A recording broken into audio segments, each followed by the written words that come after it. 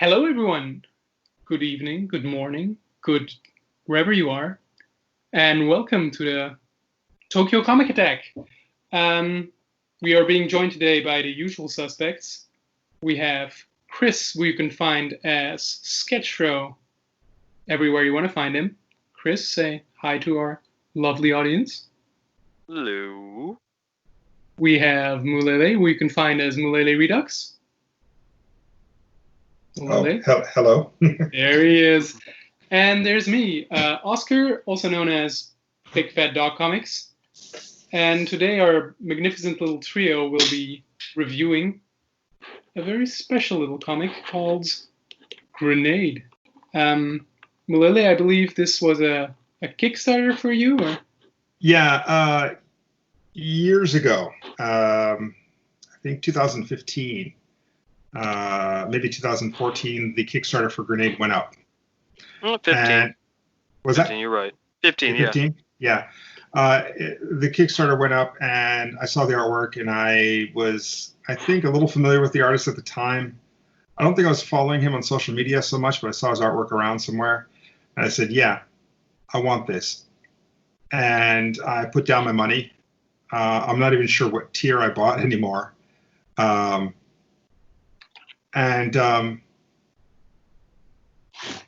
Yeah, it made its goal. And he said, yeah, wait a minute, guys. My comic's not quite finished. And I said, okay, I guess this one's going to be a little bit late. I forget when exactly he promised it, but it went past that promised date. And I think about 2 years went by before he even updated it and said, hey, I need a little more time.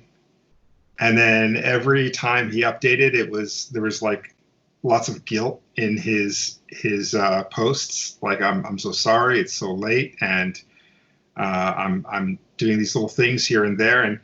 And I did watch him on maybe Twitter or somewhere updating other things that he was working on instead of Grenade. And I was like, okay, well, Grenade, maybe that's his personal project, but it's not his bread and butter. So he's got to work and do his other thing. Okay, fine. I'm not going to hassle him about it.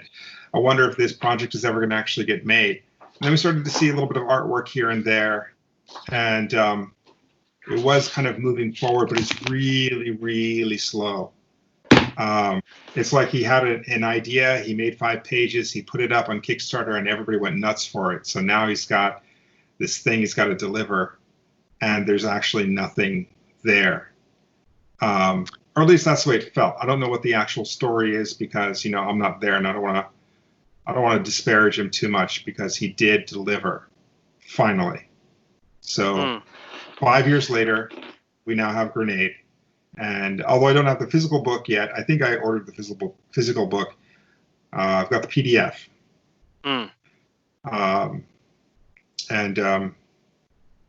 I lent it to both of you for the purpose of this review only. I will be expecting you to return those PDFs as soon as we're done. Indeed. They will be burned after reading, don't worry. Thank you. But here we are. I should mention the name of the artist is Kirkby, but I don't know his first name. Will. Will, thank you. Yeah, apparently he doesn't know my last name because he only listed me as Mulele in the Kickstarter credits in the back of the book. Yeah, I found you. Yeah. You didn't sign up as Mulele? Just Mulele? Or? I think I'm logged in as Mulele Redux, but he didn't put the Redux. He just put Mulele. I don't know. But whatever the case, I'm fine with it. But here we go. Okay. Well, let's see here. From the Kickstarter, if you guys don't mind, go ahead. I want to read how he describes the book real quick. He says that Grenade is a graphic novel that he's currently working on or in the process of making. The core story follows the efforts of Inspector King as she and her partner strive to keep the cyberpunk city of Hong Kong safe. The future is filled with a wide array of fantastical and horrifying weapons, as is their job to protect the public and seize any such items. This is from the Kickstarter that he has there, from the page that he has up. And from what that was, it seems like he had been working on this for a while, and then he just decided to, hey, let me put up a Kickstarter and see if I can get backing or funding for this. That's what I took away from it. Based off of what I read and saw, it looks like he was delayed for a definite reason. There's a lot of work put into some of those pages, so I just have to say, like, yeah, it's the kind of pages where you look at them and it does make you wonder, like, how much time. Again, I'm trying to do the video thing here, so I'll flip through these as we talk a little, to show you some of this. These are very detailed pages. It's a black and white comic, but it has this feeling of a full color comic that was put into monochrome, because there's a lot of shading and light everywhere. But it looks very time heavy, and especially the parts where there's, I feel like the logos and everything look very authentic, like almost computer designed logos, printed onto stuff, and then like layers of graffiti and stuff over that. Yeah, it definitely feels like his background filled a lot of the detail there, where it's like the coasters for drinks, the patches, the tattoos, everything has a sense of like, this is real, and I'm putting it into the comic because I really like this design. I want a character to kind of have it or something like this. It does feel like every minute detail has an aesthetics that he wants to bring alive through the comic, and I thought that was a nice touch to it. Yeah, I think that actually brings me to my main point that I feel about this comic, because I really liked it, but at the same time, I don't think the story is very strong. I think it's a very interesting, and it's a good comic, and it's an interesting comic because of the amount of world building, and just it creates this amazing place. It's almost like the story itself is just, it shows you a little snapshot of the kind of place, this kind of people that live in, the kind of things that go in there. And while the story itself might be a little, personally, I find it a little tropey sometimes, since there's a lot of standard cyberpunk themes, and the kind of like, it's the soldier comes back from the war, but the war doesn't let go kind of story, and it doesn't really take it to many interesting places, or doesn't dive very deep into the characters or anything. But like Chris just mentioned, those background details, I would argue that they almost tell a story of their own, and that is actually one of the more interesting parts of the book. I found a little intermission here. Like, you have these between the chapters, these beautiful little pages with illustrations and like snippets of text that just background stuff, little juicy details, and that's where the book really shines. Going into those, really zooming in on those little things, like, what does this design mean? Why is this symbol on this wall, or stuff like that?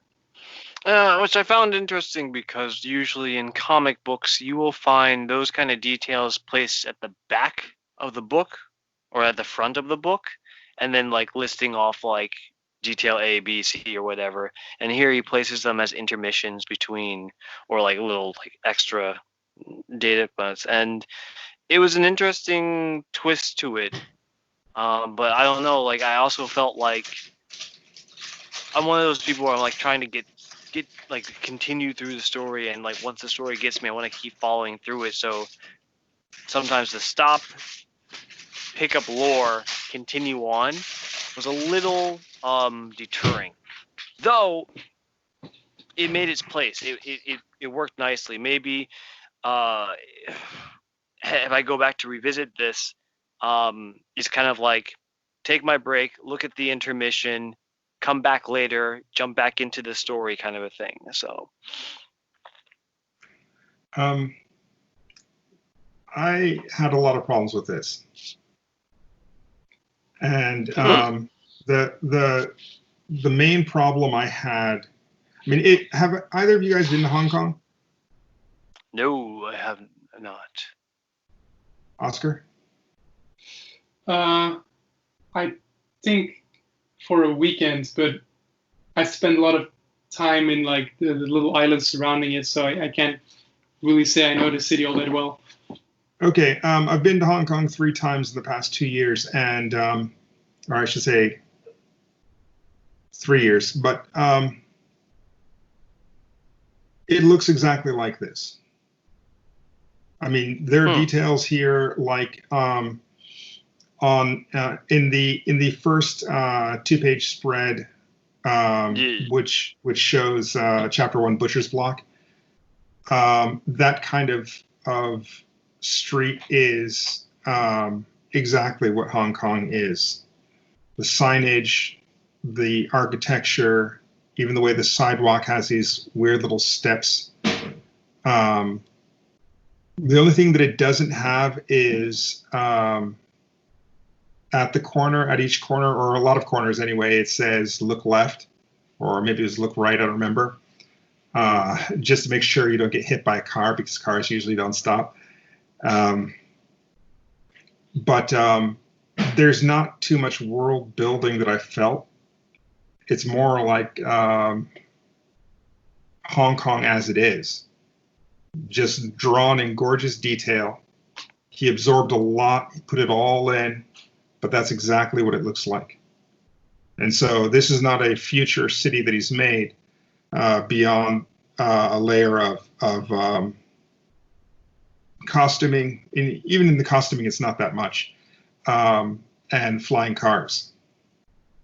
So the world building actually comes with the main character, but we have no kind of rhyme or reason for the characters. Like everybody else seems to be human, but this main character seems to be what? A troll or something? An ogre? Yeah, ogre. I pulled off from it. Yeah. Yeah, but there's. I think you mean a tyrant class. Yeah, I have no idea what it's supposed to be, because here's the main thing. I mean, I loved looking at the artwork because the artwork is fucking gorgeous, and it's everything that I wish my comics were. But I'm not about to have an aneurysm over this level of detail, and I'm also not going to spend 5 years on just this one story. So I'm looking at the artwork, and that's really great. But then I'm looking at the story. And Oscar, like you said, you had a couple of problems with it being a bit tropey.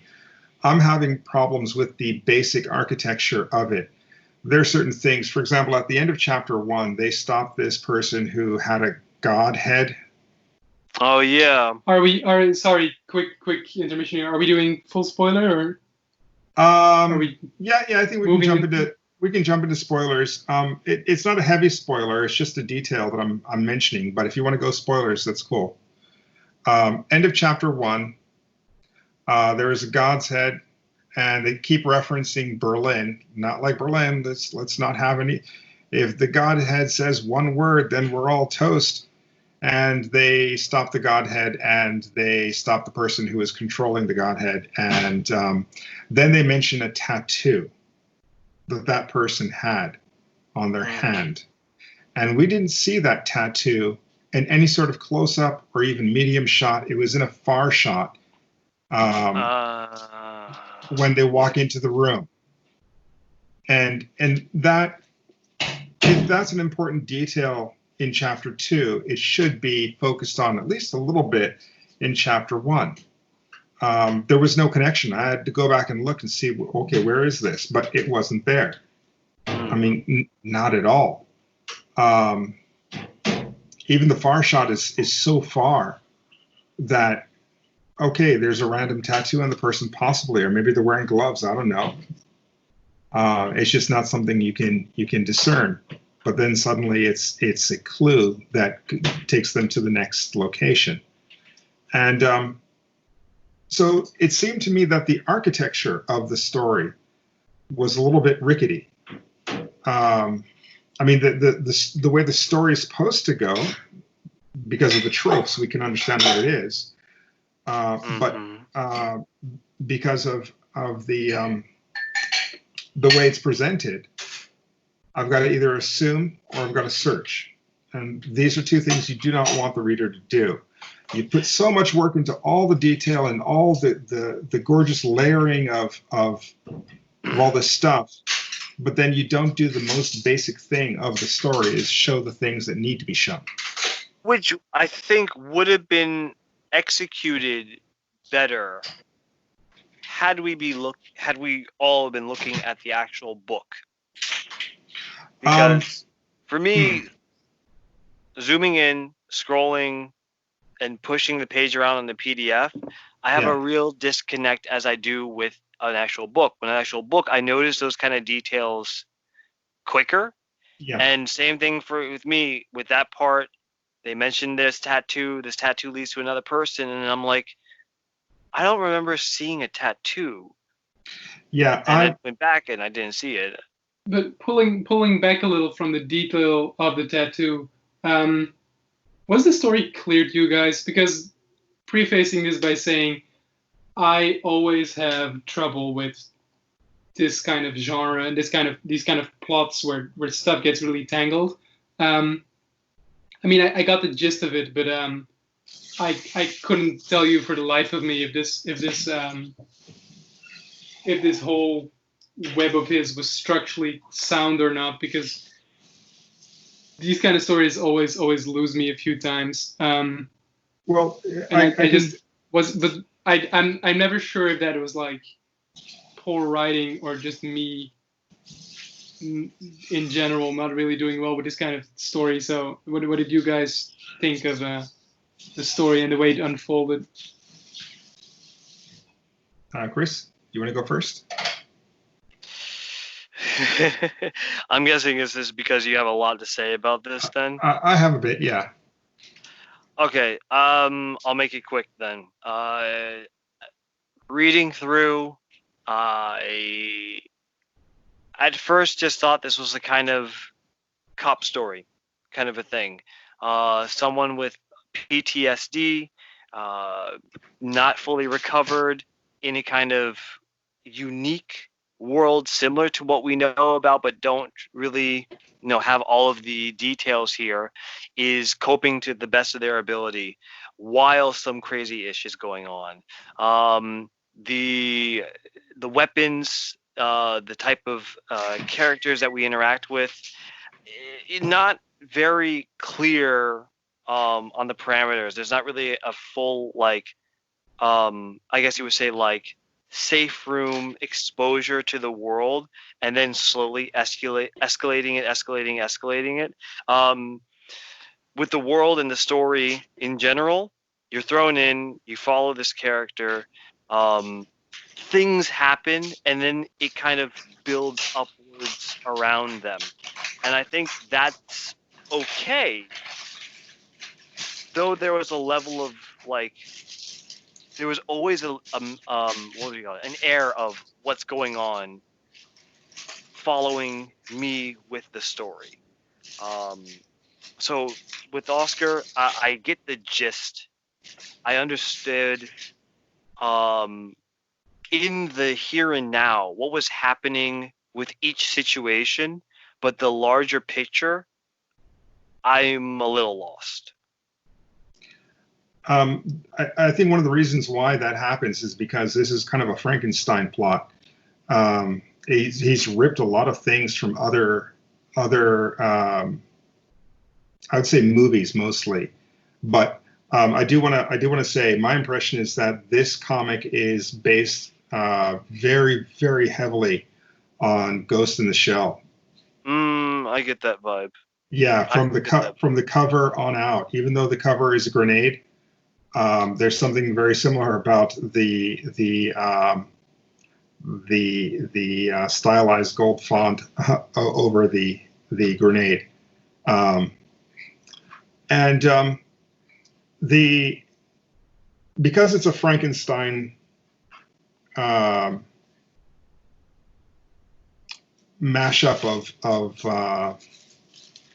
of tropes. The story does become quite porous, and no, it doesn't quite hold water. And at a certain point, even the characters have to recount what has happened up until this point.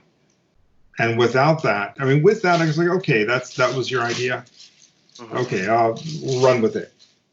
And so for me, looking at the artwork is excellent, but the story itself, it's kind of like the artist did not know how to tell the story that he wanted to tell. He had cool characters, he had a cool city, but he didn't have a story.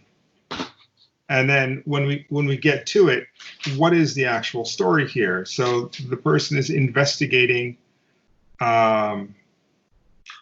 cool characters? Yeah, like King is the cool character that we're following. Did you like her as a character? Or? Didn't understand her. Like her is kind of a So the idea is like, okay, here's my character, and she looks wild. I'd say the only thing that I liked about her is that she was not sexualized at all. No. That's a big difference from Ghost in the Shell, I suppose. Yeah, that is a big difference. But there's like zero sexualization, and I think in one scene her sexuality comes up, but it's not really focused on. Yeah, it's not focused on at all. And she laments that she never had kids or something like that. But the character is cool enough, and the way the artist expresses her is cool, but the story is not there to support the character, and the character is coming to terms with her past. And yeah, it is one of those back from the war, but the war never quite left her alone kind of thing. So we have these flashbacks that I couldn't quite tell were flashbacks some of the time, because it's just so much heavy detail. Those are really spoilers. I'm sorry, what? No, those are the people in her head, right? Well, she's got people in her head. She's got flashbacks to the war where she's remembering where she met people that she's currently talking to. Oh. And so there's her partner at the beginning. He's introduced in chapter 2. And what's his name? Tibbs? Saul, I think. Yeah, Saul Tibbs. Because it's on his desk in the beginning of chapter 2 is where I see it. Otherwise, I wouldn't remember his name. But that's where we're introduced to him. And later on, as we're talking to him, she falls asleep and has a dream about where she first met him. It got weird. And there's a lot of shit that I just couldn't follow because, look, when it comes down to it, you need something to kind of separate these things. I would say also although the artwork is gorgeous, the layout of panels is very often nonsensical. I'm not sure where else I can be able to fit it in, but if I could take a quick second to talk about him though, he has one of the best character pitches.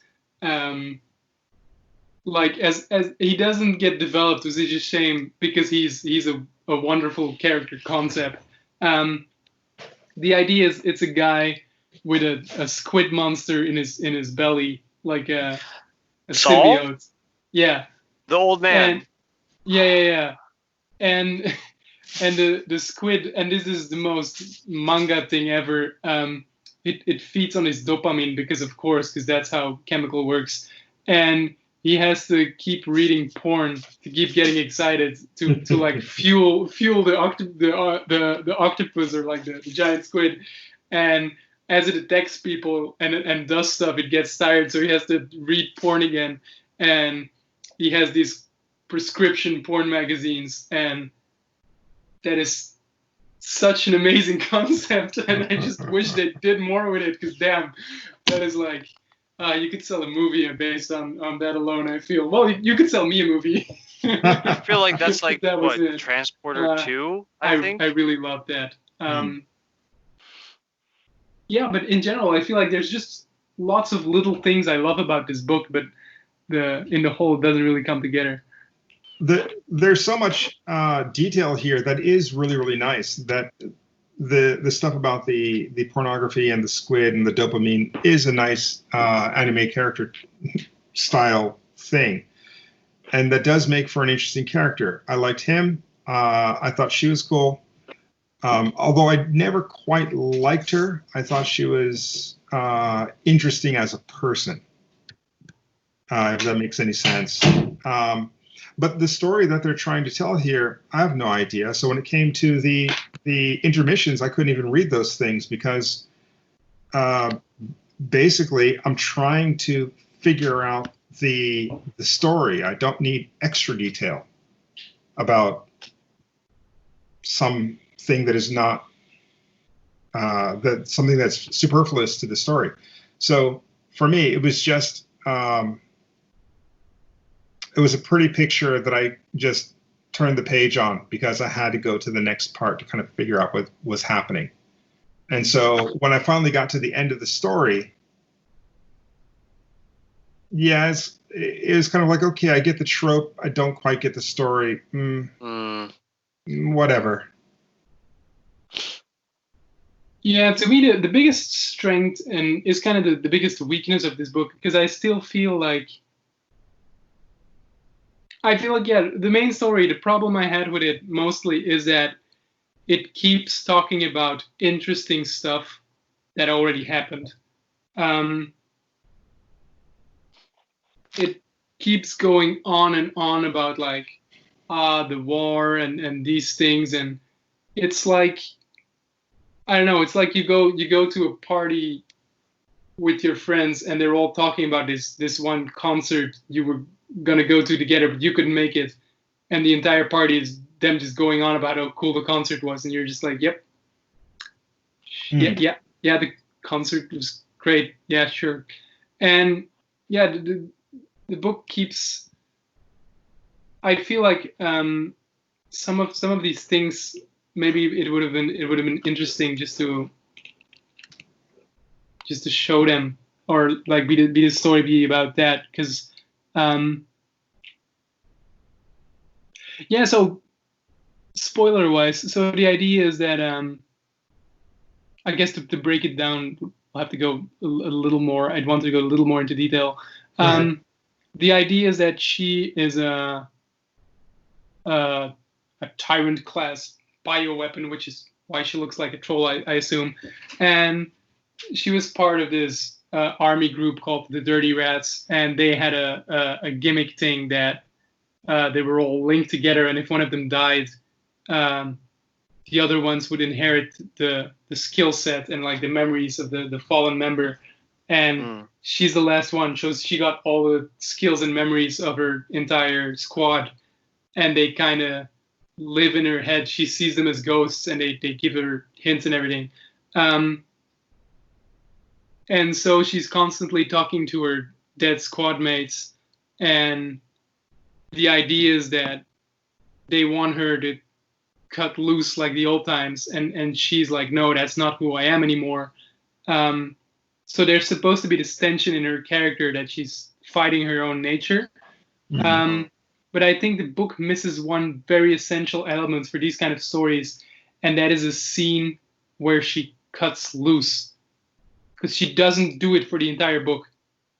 They also maybe minor point on my side, but I don't like that they like King sounds like a nickname, right? Because she's a woman and they call her King, and they also call her Grenade. It's like pick one and name the book after that. Either it would have been cooler if they just called her Grenade all the way through, but like they call her King and they call her Grenade like a couple of times because she goes off, not that she goes off on the page, and they talk about her going off, and I was like, that's what I want to see. I want to see a scene of her going completely crazy, transforming or something, whatever, something visual, and then have the rest of the book be about her saying, I'm not going to do that again. I did it once, and I'm not going to drop that ball again. But the fact that the whole book is about her not doing it, and we're never shown her doing it, but it's all everyone talks about, that's kind of focusing all the interest and the intention on something that's not there. And I feel like a lot of the book, I keep thinking about this one page I really like, because I really like all this stuff. But it feels like, oh yeah, here's the page is like one, it's a big 2-page spread about what's like the page number? The page number is 31. Where they have a slum city grown out of a megazoid. You see the giant robot parts and people building houses around that.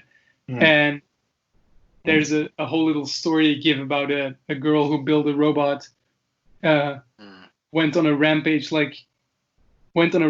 because some people said it wasn't like faithful to the anime or whatever. But there's like this whole interesting little story here. But again, really interesting story. We don't get to see it. Like a girl building a robot just to prove some people in a chat room wrong and rampaging through the city and killing a bunch of people because of that. That's interesting enough to make a book out of. But again, as always, we're presented with the aftermath and we're just given a glimpse into a really cool story, but that's all we kind of get. And I feel like that's a... Sorry, go ahead. Oh, yeah, I was just going to say, I feel like that's what the book does over and over, like, with her past. And I also really like the God's Head as a concept, as a story. But again, it's something that's referred to as the story that's not happening. It's like the Berlin thing or whatever. I want to see more about God's Head. I want to see more about this Megazoid. I want to see why they call King Grenade. I want to see her go crazy, but these are all not things we are getting in the book. I would point to page 45, where King and Saul are running for a train on a platform. And one of the people who's chasing them pulls out a gun, says, "Hello, Rabbit," and fires. This is the last page before the chapter break. We see the bullet fly out of the gun and then through 2 panels. And then the next panel, King is looking at something. We don't know what it is. It's off panel. And then we have a picture of the train. And this, to me, is the quintessential problem of the story. Now, the anime, the robot who was not faithful to the anime, and so the person killed everybody in the city. That story is more like lore, and I could understand where you wouldn't want to actually get into that if that's not your main story. But this here is your main story. But we never see that Saul got shot. that's what happened here. And we don't find out till after the intermission, and we have to kind of figure it out. Or Also, he has to tell us. I kind of, the first time I read it, I thought of this as well, but now that I'm looking at the page, I can't help but mention it. That panel of him holding the gun. Yeah. Is that just me, or does that perspective look a little strange? Because his head looks like it's looking right at us, at the viewer, and yet his arm is like from the position of the arm, you'd expect it to be like a side view.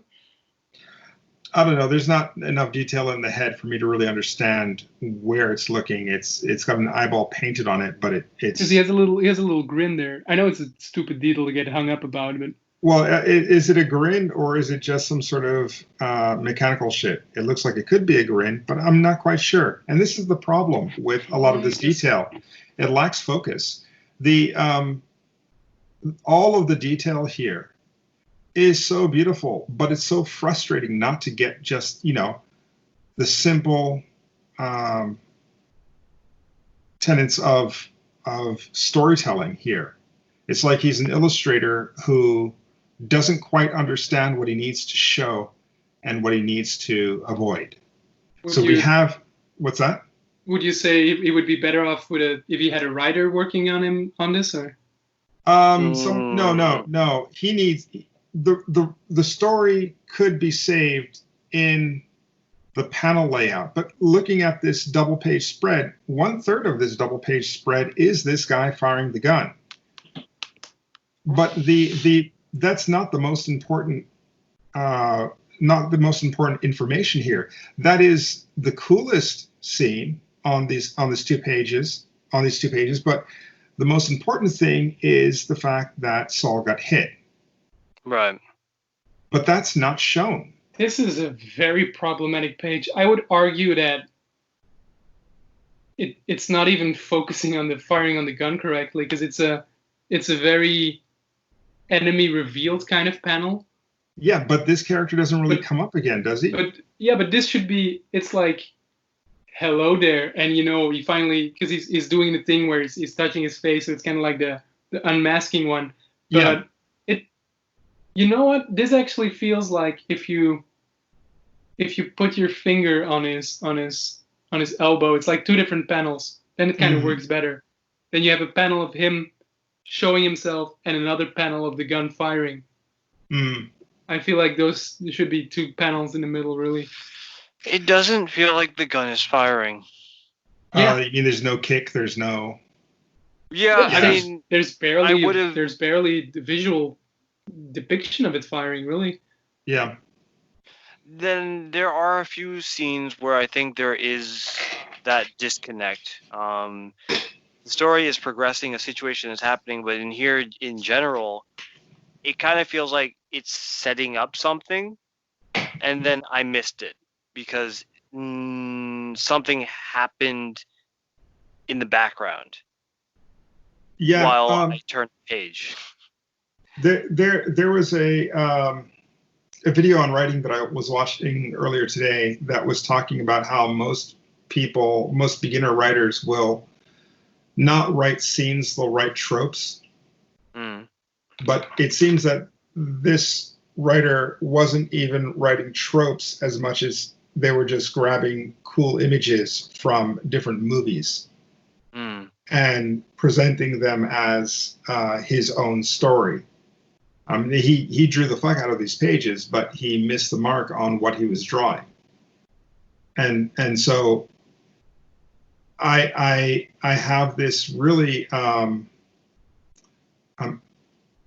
I really feel bad about the 5+ years that he spent making this thing when he could have fixed a lot of these problems by using a layout artist to get his story there. But I don't think that was his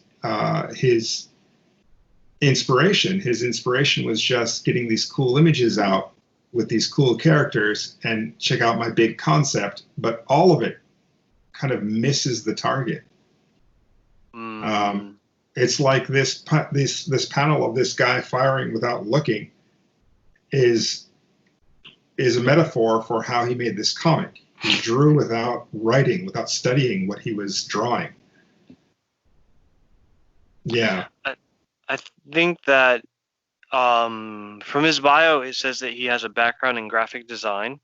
Mm-hmm. And he's published for Image Comics already. So he's definitely had some experience before he has taken on this project. Mm-hmm. But I would definitely say that there are some pages that feel like Oscar said, it feels like if I was to put a poster up advertising for this, it would be a really nice poster, or it'd be a really nice snapshot to hang on my wall in some cases. The way that they go to the next page here, really. If you go to the next page from the page we were talking about, you have this beautiful illustration of a cyber ninja girl, samurai girl. And not only that, like the way that they emphasize items in general throughout this entire comic. I forget if it's page like 60 or something in one of the later chapters. Like there are just tickets that hold some sort of importance placed on top of the panel where it has this establishing shot, and it has very beautiful detail to it. And it brings your attention to this particular item. In the hospital room, the drinks, full front and side cover with information on them. There's a lot of heavy detail to these small things, but it doesn't pull through for the actual story. I do want to argue here that it doesn't feel empty because the detail is not just on this beautiful kind of like carton of fine whiskey, but I feel like with the lore, he's stuffing all the nooks and crannies. He definitely has a lot of interesting ideas, and you can feel like he's been having a lot of fun thinking about this world and playing around with it. But when you say that he comes from an illustrator background, it does feel like he has spent time in this world just pulling little images and stories, like the cyber samurai girl or some of the bug tattoo designs or whatever. They were all amazing images, and they all have these amazing little lore bits behind them. Like, oh, this is the design of an insect, and these insects are fighting a little war where what do they do again? He has this bit on once these insects scan you, they kind of like laser print your face on posters everywhere and stuff like that. And that's all really cool, but the problem is that he can't quite take all those cool bits and somehow mold it into a story. When it comes to main story stuff, he seems to have to rely on more tropey storytelling, and the characters don't really feel fleshed out enough or have enough chemistry to chemistry. I'm not sure, because the characters are like I'm torn between saying I like the characters and I want to like the characters, because it feels like there's a lot of potential here. But even without spoilers, really, the note where the story ends on is kind of bland as well. It's kind of a, you decide what happens kind of ending, and it's not very gratifying. But well, I mean, I think you misunderstood me, and let me just re-clarify myself. I think there's a lot of details to build the story of this world, but not the story that I'm reading. Yeah, exactly. Okay, I get this world, I get the environment that they're bringing me to and everything that's surrounding it, but I needed to spend just a bit more putting a little bit of linearity into what is happening and how is this person getting from A to B and showing it and really showing it. I don't know. I am very happy with the presentation. I am very happy with, I guess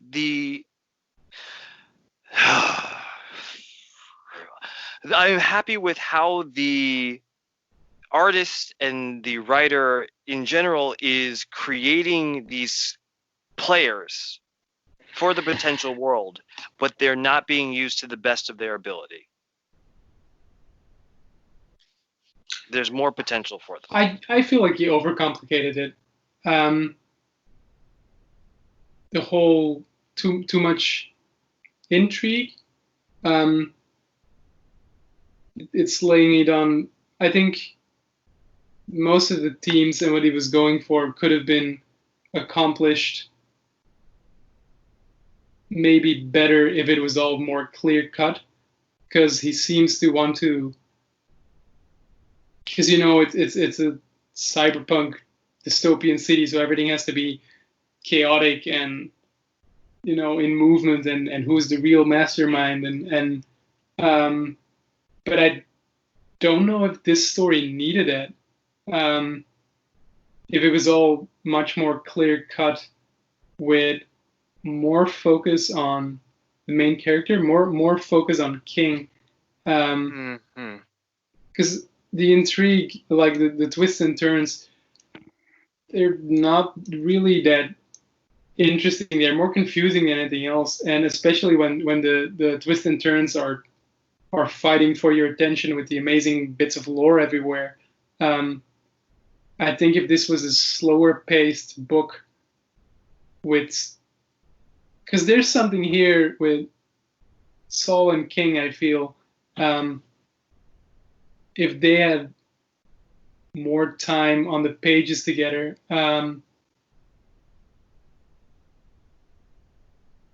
because reading this book, it kind of leaves me with the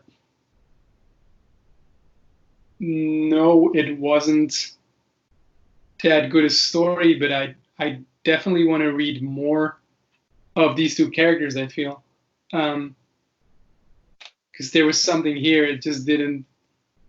It was like the crappy first episode of a series that looks cool kind of thing. Yeah, but this is it. I don't think he's gonna make a second one. Yeah, I know, and the story as well. It kind of feels like this wraps it all up, even though emotional payoff wise, I don't really feel the book feels like it wraps up.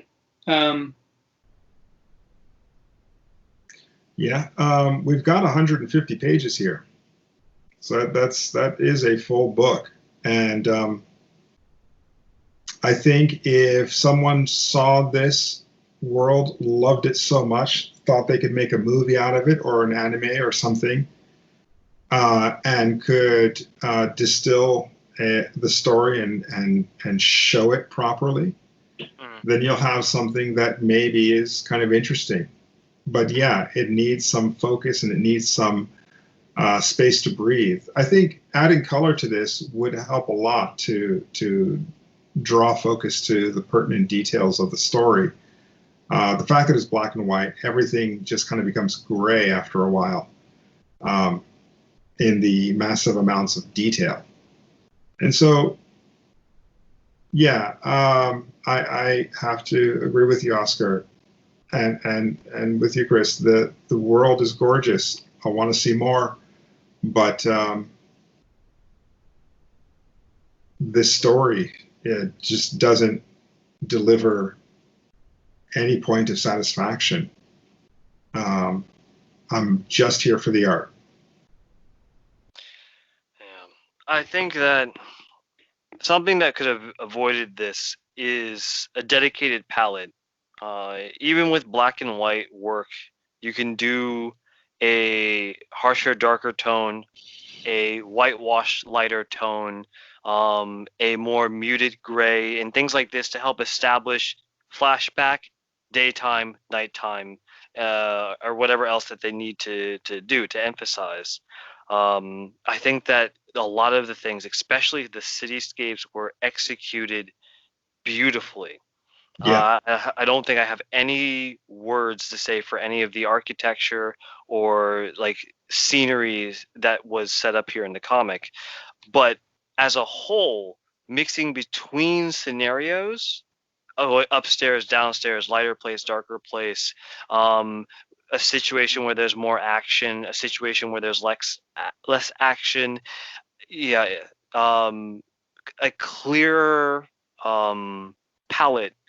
I think with a bit less darker like areas would have helped to understand what was going on a bit more. But it definitely falls back to show don't tell and more focus on that character and what's happening. In my opinion. Yeah. No, I think you're right. Yeah. The palette is a little bit. It's hard to kind of understand what's going on because of the palette. Yeah, it could work better in black and white, but instead he decided to do these kind of layers of gray, and so yeah, it does get confusing. It's something that I often struggle with in my own work, but here, because of the incredible amounts of detail and the fact that the line work is all the same. Maybe a slight difference between stuff in the extreme foreground and the far background. But the line work really needs color to make things stand out. Yeah. Or something better with the darker tones versus much lighter tones. There's not enough delineation between those things, so everything gets kind of soupy. But even looking at the sketch stuff in the back, the sketchbook stuff, that follows your suggestion, and everything is much clearer. True. Even with like the D&D images, it feels kind of poignant, like clear.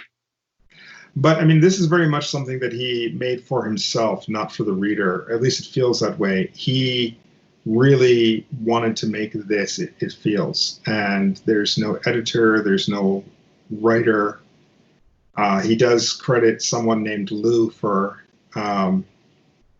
checking this book and pointing out where it could be better. I think he needed a couple of Lou's to get this one on point. But at a certain point, you're into the story or into the style of it so much, so far, that it's kind of hard to pull out and refocus. And I think that's definitely a problem that he had here. Even if he came to some sort of understanding of what the problems of the book were. Or maybe he never did. He just looked at each panel and said, yep, that's badass. Yep, that's badass. And like I said earlier, I think when we got cut off, Oscar, even the panel layout has problems, where sometimes the order of the panels or the order of the word balloons seem to not follow the same rules on every page. And it's more of the book gives itself over to design sensibility rather than the rules of comicking. And so as a designer, I can see where he'd be like, yeah, this is the shit. As a writer, he's not developed. And as a comic book maker, doesn't seem to quite understand the rules of it. And maybe this is his first book as the writer. I'm not sure. But if he's working with a writer on an image book or some other book, the writer, even if they have the basic understanding of what they're doing, would say, okay, panel 1 this, panel 2 this, panel 3 this. It doesn't feel like this comic was made this way. It kind of feels like he had a bunch of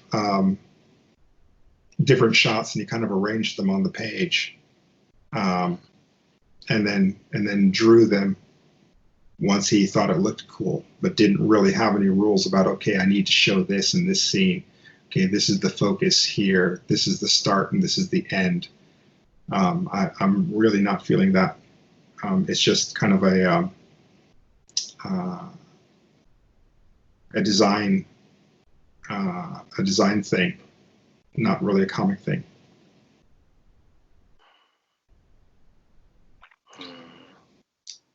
The sad, cold, hard truth, I believe. yeah, a little bit. I really want to love this book, and when I saw this on Kickstarter, it was one of those things that I just could not pass up. And I've only bought into 5 projects on Kickstarter in the 6 or 7 years that I've been on Kickstarter, and I think this was the second one. Maybe the first. Yeah. So, looking at the artwork by itself, I was like, yeah, I absolutely want this. Let me get this. And now that I've got it, it's like, oh, okay. He's a designer first.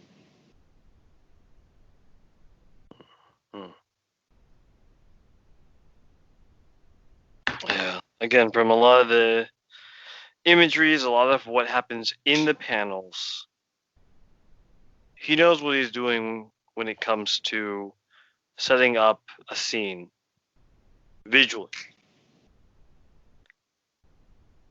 The comic panels, however, yeah, I guess maybe there's a more I don't know, Oscar, growing up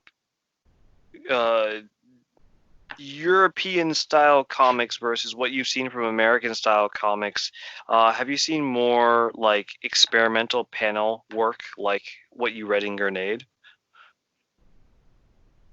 In European stuff, you mean? Yeah. Well, the European comics I used to read I mostly read European stuff when I was still very small, like in my teens. So they would be kids' books or books for very young kids. I believe I bought some of them. I remember reading some or wanting to read some of them before I could actually read. So I'd ask my mom to read she was like, I'm not going to read you a comic book. I'll read you a book. But she did read them. But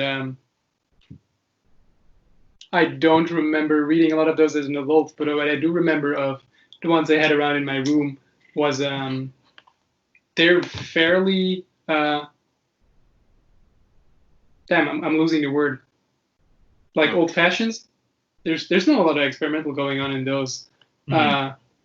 Because of course, they're those kid adventure stories, and they're, don't want to say formulaic, but I don't think anyone expects a lot of them to go really crazy, because they're mostly sold on the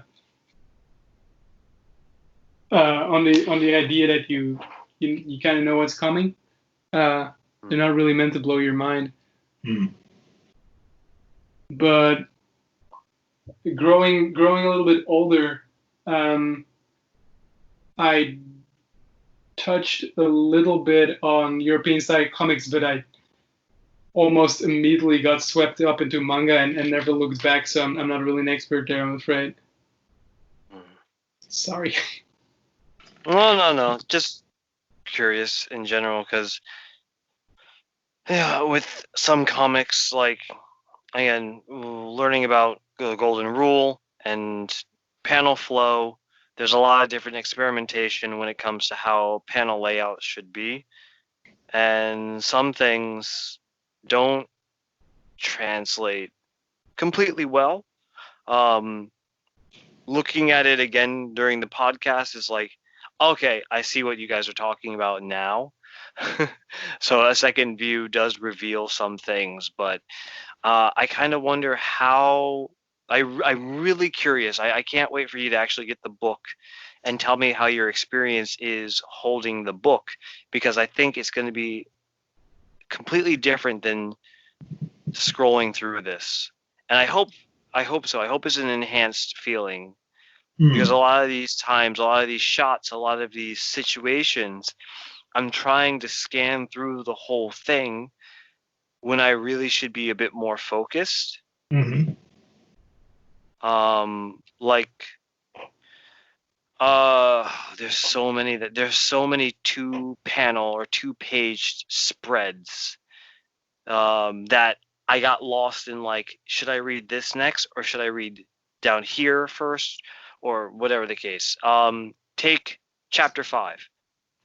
Chapter 5, there's quite a few. What page is that? Or chapter 5, I believe, is 46 or 47. Thank you. Yes. Okay. Chapter 5 starts off very plainly. There's 2 pages. You see one side, you see the other side, and then you start to go down to the next couple of pages, and there's always a linked panel. In the beginning, there's one linked panel at the top, and then it goes down. And then on the next page, it does the same thing. Page after that goes back to normal, and then after that, you have a big spread of, like, the side of a block of a city. There's a couple of buildings there. You can see some garters in the background and telephone poles, and I got a little lost. Yeah. Well, if you've never been to Hong Kong, it's easy to get lost in his book, I suppose. Oh, of course, right? But I kind of feel like, I don't know. It is good because it's a PDF, so I can look at it like this and see it as a whole. But I think in a book sense, I'm not going to have the same feeling. One thing I have to say, and maybe this is not an issue for you guys because you're younger, reading white text on black is harder on the eyes. And also the tight, very, very tight framing of the narrative boxes really doesn't help to distinguish it from the artwork. I'll call and raise you there. I wanted to touch on this. I think the lettering is horrible, to a point where I've only, as an artist, only recently starting to think more about lettering and everything. But this is one of these books where, if you've ever even done a little bit of lettering yourself, or you pay attention to stuff like that, this is not how you do it. The spacing on these is terrible. Just like the word balloons. Yeah. I mean, I had part of my day job for a long time was translating manga, and not just translating it into English, making sure the English fit into the boxes right, and like the go back and forth with the editors on like the spacing and everything. They would just cross out everything with red marker here, I feel, because these are not professionally spaced. And I feel like like you say, the white on black boxes here, that's just I hate to be this crude at this point, but it's just not good lettering. I feel there's just no saving grace here. I believe this word will date me, but I think it is a correct phrase here. Befugly. Befugly? Yeah, you've never heard of that? No, it's the first time. I think. But fucking ugly. Yeah, it just because you can clearly see what he loves to do and what he doesn't. And you can clearly see he had zero interest in the letters. In the lettering, I mean, it's just like there needs to be text, so just let's make a little box here, and that barely. I'm looking at page.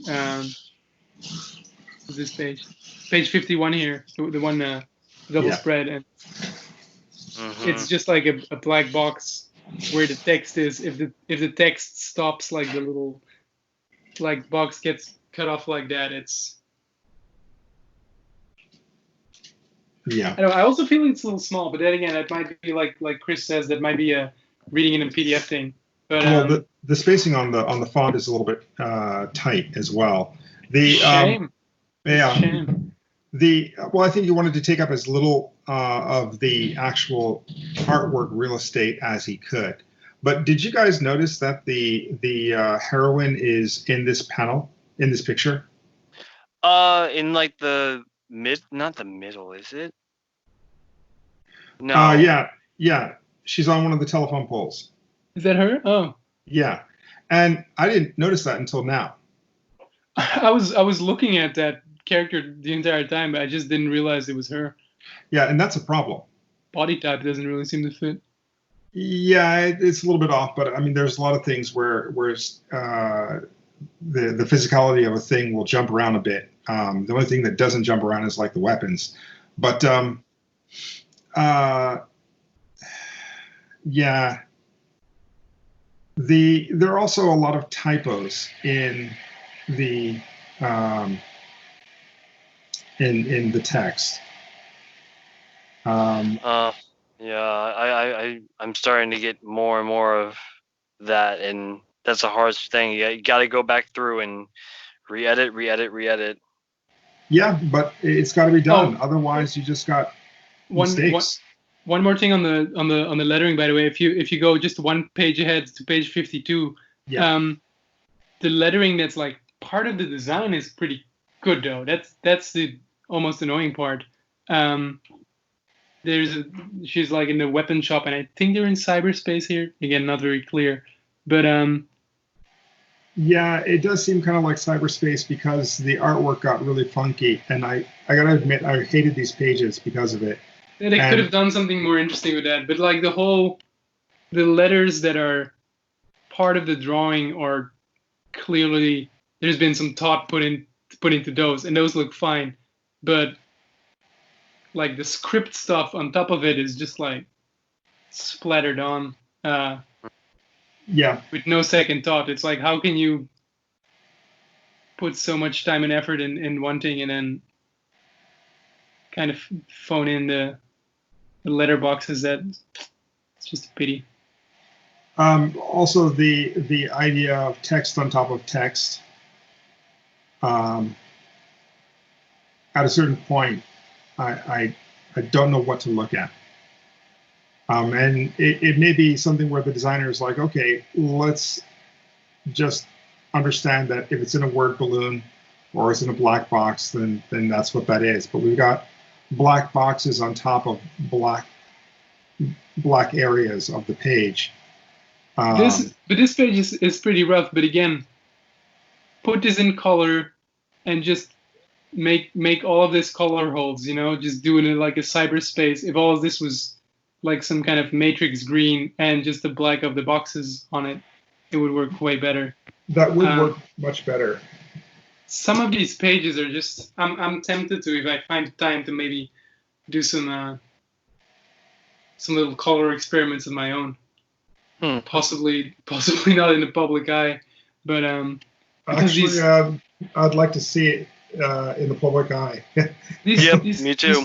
These pages are just they're so good, and they want color. It's like, the first thing I asked you, by the way, Mulele, when I saw this, is like, oh, you got me a black and white version by accident. It was like, no, that's what the comic is. Yeah. Yeah, I don't know, unless the PDF is black and white and the actual printed comic is color, but I doubt it.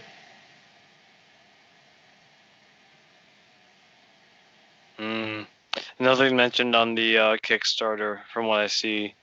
In that case, not of color, just of page type and type of book. But yeah.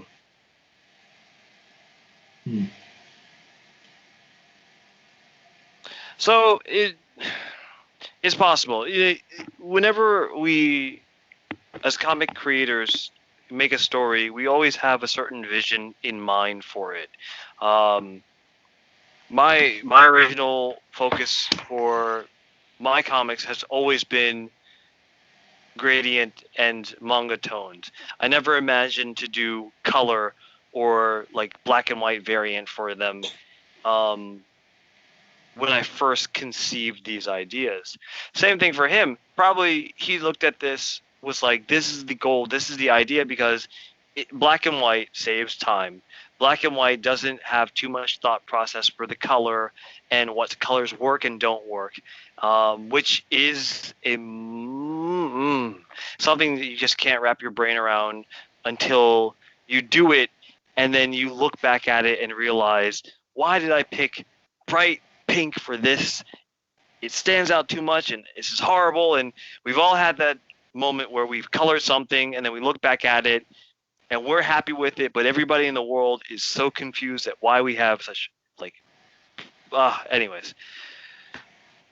It might not be in his vision. It probably wasn't in his original vision. And I'm pretty sure that now that it has traction, now that people are getting it, now that people have it in their hands, they can express that love for the comic and tell them, look, it might not have been in the original plan, but why don't you try to get a little bit of support for yourself, or take some of that money and pay a colorist. They don't have that much work to do from this point, but pay a colorist to color the pages and see what happens. I don't know. I would argue that from my own humble coloring knowledge, but I do feel like there might be a need of a little more rebalancing instead of just slapping that coat of color on, because some of his of course. If you it's interesting if you take one of the pages and you kind of squint at it, you get these little blobs of light in each panel, but they never seem. They don't always seem to work as intended. You kind of feel like he has a method of coloring, and he kind of does the same thing for each page. Also, kind of repeating the same mistake on every page. Because the way the gray tones are applied, like you talked about before, Mulele, if you go from page to page just like squinting at it, it's kind of soupy. It kind of blends together because he tends to do the same kind of thing for each panel.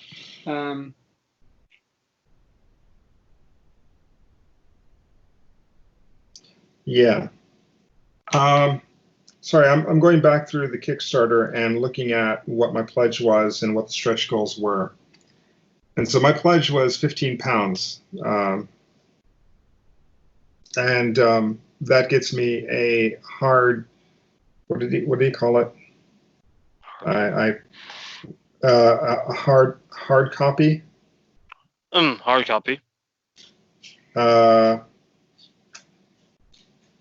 hardback copy of Tyrant in all its glory, and signed by the author, as well as the digital version.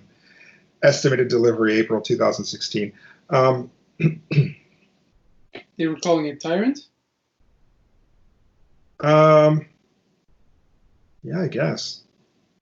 That was the original name?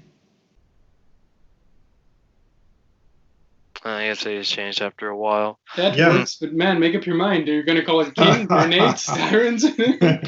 Well, yeah, but I mean, I think every Kickstarter is a journey of discovery for the participants, or for the people who make the Kickstarter, and clearly that's a lot of that happened here. But looking at the stretch goals, Yep. just a moment. Okay, first stretch goal was I will add a bonus 10-page story by Warwick Johnson Cadwell, following other characters from Grenade, which he achieved. And then an embroidered military patch from King's Old Squad, the Rats, right? Rat Pack? No. Sorry, it's real small on my phone. I can't quite read it, but I'm getting too old. I think it's the Dirty Rats. Dirty Rats. Well, it says the King's Old Squad during the war. Added to all tiers that receive a physical book. And then the last one was foil blocking on the cover, which is visible in the PDF, or at least the concept of it is. So he achieved all of those things. There's no backup story in this one. I hope that it's in the printed book, because what it gives us is a chance for someone else to play in this world to see how they fare. And even though it's only a 10-page book or a 10-page story, I would love to see that. The set, and it's an interesting playground to create characters in here. It almost feels like a D&D campaign kind of a thing. This is a world. This is this, or paranoia. Do you know the Shadowrunner? No. Well, another thing I wanted to mention that I forgot. This whole setting is basically Shadowrunner. It's also it started out as like a D&D kind of system, I believe. They made a video game adaptation. Shadowrunner. Yeah, Shadowrun, Hong Kong. Anyway, it has Hong Kong. It has trolls that look eerie, similar to the main character here. It's like this mix of cyberpunk and magic is kind of the concept, I believe. Oh yeah, so you have like elves, orcs, and stuff, but they're all living in cyberpunk Hong Kong. It's pretty good, but there's like a lot of same aesthetics and same vibes in this book. To the point, I believe there must have been some cross-pollination there. Yeah, I mean, it could be. There's a lot of stories out there that were inspired by things like this, like doing D&D, doing Shadowrun, Paranoia, and more. And then they like their stories so much, they develop it out and go. One of my favorite animes is Record of Lotus War. Record of Lotus War originally was a D&D campaign. The author liked it, loved the world, built it out, create this magical thing. It is an amazing world, and they do a great job. And so things like that are completely viable. You can totally bridge from something else, make a establishing world with ground rules, and then kind of go from there. But yeah, it's just you gotta focus on that story a bit more, and those little elements, those little things, is what pieces it together. Yeah. Any last thoughts on this book before we wrap up the review? Yeah, I didn't expect to be ending on what I feel is a bit of a negative note on this one, because I still really like it, but it's like I like it asterisk kind of thing. Insert footnote here. It's like, do I like it as a comic book? Because it's not as strong as like if you want a good read 'em and done story, there's better stuff out there, but it feels like it's a good pitch. It's a good, like Mulele said, this could be a cool TV show or Dungeons campaign. I think I like it because there's a lot in this book that inspired me, and the art is gorgeous, and there's a lot here. If you want to dig into it, especially if you're very visually minded and you just want to look at the cool artwork, yes. But if you want to read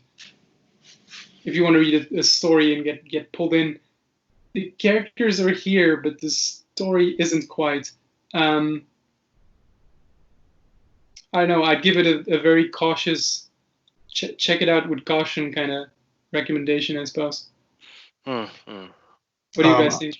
I would just call it a beautiful mess. That's a good word for it. Yeah. Yeah. You agree, Chris? Or? Yeah, it's a beautiful mess, but depending on who picks the book up, I fully initiate a challenge of like you said, color it, send it to us. No, Oscar, that challenge is for you, and I think Mulele backs it up.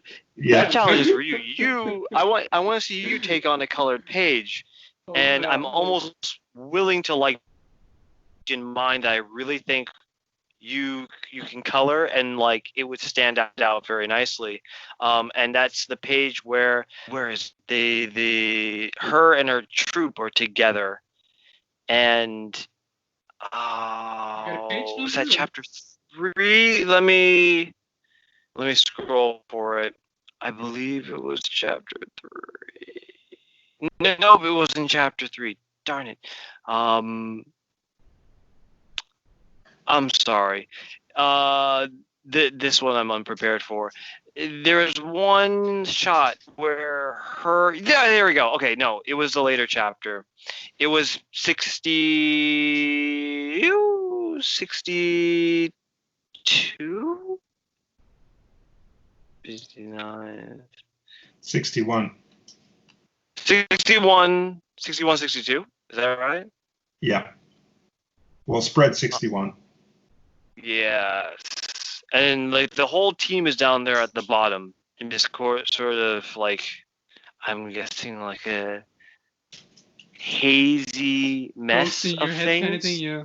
Yeah, I'd like to see you take on that panel. I want to Yeah. see color to that page. Yeah, that would be nice. Interesting, because this book it reminded me of didn't want to mention it because I probably have to dig up the image and splice it into the video somehow.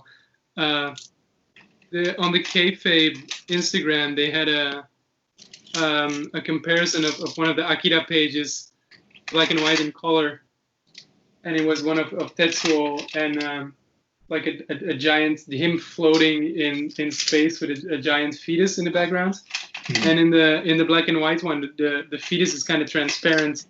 And there's very much like a very sharp contrast between the hard dark lines of Tetsuo and like the faded fetus, and then in the color version they just did like a hard shade of blue green on the fetus and kind of made Tetsuo like a black little blob, but it just, the sharp contrast was completely gone. And the ethereal feeling of like that ghost fetus thing was not really there. I didn't quite like it. People were like, "Oh, I can't decide." Didn't quite like it, and the way the ghosts or like whatever we're supposed to call them are portrayed here gives me that same feeling of like, indeed they could have if they were just a little more ghosty, stuff would work a little better. Yeah. Well, as far as the Akira colors go, I can. If I find the time, I'll try to get back to this one. I'd love to do it. I'll say that much, but Okay, but just commenting on the Akira colors, I got to say that I've always thought they were shit. I've Yeah, never liked that's a them. general consensus, right? I was amazed to see all those positive comments. All those people are smoking crack. Apparently, and also you heard it here first. Yeah. Matt, so I wanted to just get your recommends for this week, if you guys have any. Oh,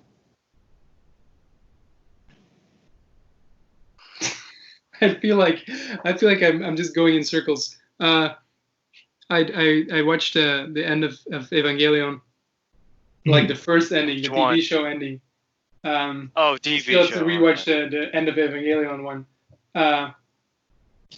Still really liked it, except those final episodes. I really think they're crap.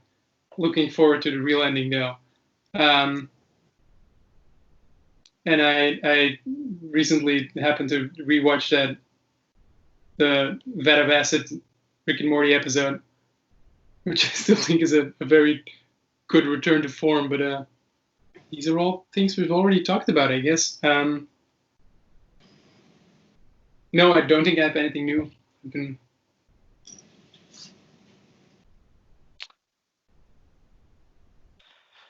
Sorry, shall I pass the baton on to someone else? Sorry, Chris, what do you have for us? All right. I got into watching old Lupin the Third episodes.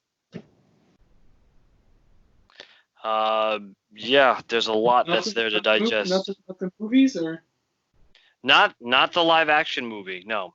But I have been seeing more and more of the new one, the 3D animated one, which looks amazing, and I'm trying to watch it whenever I can. But no, I was watching just like television shows, and then was it Castle Castino, where the lead director on that was Ghibli before. Yeah. Ghibli, yeah. I watched that one.